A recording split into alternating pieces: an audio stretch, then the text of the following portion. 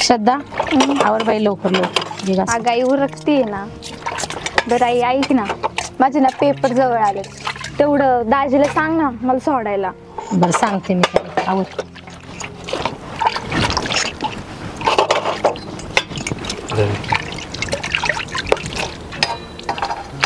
अरे ऐक ना,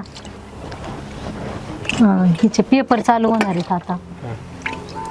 मग सुट्ट्या झाल्या तुझ्या शाळेला, लय ती जायचं म्हणते जर. अगं आत्या, आता 2 दिवसात 10वा आलाय. 10वा झालं की सोडतो की त्याला. आणि तसं बी उद्या शनिवार आणि परवा दिवशी रविवार आहे, सोमवारी सोडतो त्याला मी 10वा झालं. होय ग, चालेल का? चालेल.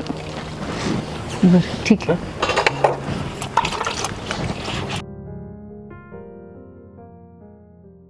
हो ऐका ना जरा, आत्या आहे तर घ्या ना आता कागदाव सही करून. कोणत्या कागदाव सही? हळू बोला की. कोणत्या कागदाव काय म्हणता? जमिनीच्या. सुद्धा एडी बिडी काय ग तू? अगं 2 दिवसात 10वा आलाय आणि आत्या कोण सही घे, आत्या कोण सही घे, हे काय लावले तू? तुमचं काय लोकांचं चाललंय इथं? 2 दिवसात आत्या निघून जाईल, मग काय तिच्या मागे हिंडत बसणार का तुम्ही? अगं तिचा अधिकार आहे, तिच्या वाटे जमीन तिला द्यावाच लागेल. हा अधिकार मापात असतो ना. अख्खी जमीन आत्याच्या नावावर, तुमच्या नावावर काय आहे बरं सांगा? आपल्याला पुढं काय आहे का नाही? एडी बिडी काय का तू सुद्धा? ये बघा, तुम्ही जर सही घेत असन तर ठीक आहे, नाहीतर मी ना आजच्या आज जाईन निघून इथून. अगं यार तू एकच घर मोडाय बसली बघ. रान कागद करतो काहीतरी. बायकोन येणार पर वाटून कोण टाकले ना. अच्छा, एक काम होतं तुझ्याकडे. बोल की. अगं ते घरकुलासाठी अर्ज केला होता ग्रामपंचायत मध्ये, तर त्याच्या एक अर्जदार म्हणून सही लागत होती. आणि मग आणखी करते. सुदे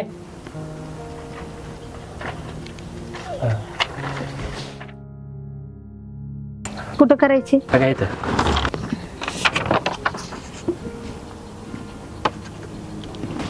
आई बघू दे का कसला कागद आहे. अगं नको थांबा.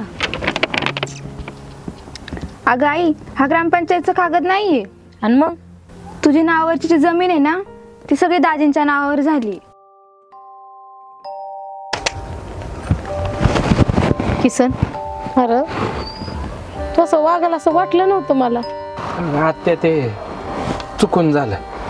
चुकून कसं झालं रे? अरे तुझ्या बापाचाच आदर होता आम्हाला, त्याच्यानंतर तूच आहे की रे आम्हाला सगळं. या इष्टिटी बाई नाती नका तोडू रे. माती विकत घेण्याच्या नादी नाती नका गमू, नका गमू. आत्या रडू नको राग.